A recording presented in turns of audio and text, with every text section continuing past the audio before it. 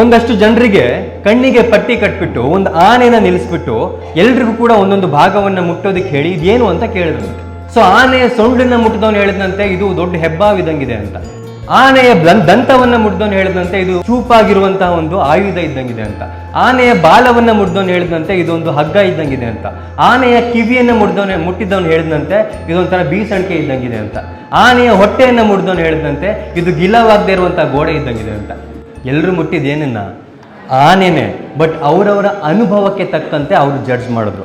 So ನಿಮ್ಮ ಜೀವನವನ್ನ ಯಾರು ನೀವು ಹುಟ್ಟಾಗಿಂದ ಇಲ್ಲಿವರೆಗೆ ನಿಮ್ಮ ಜೀವನ ನೋಡಿದಾರೋ ಅವ್ರು ನಿಮ್ಗೆ ಏನಾದ್ರು ಮನಸ್ಸಿಗೆ ನೋವಾಗೋ ರೀತಿ ಮಾತಾಡಿದ್ರೆ ದುಃಖ ಪಡ್ಕೊಳ್ಳೋದ್ರಲ್ಲಿ ಒಂದು ಅರ್ಥ ಇದೆ.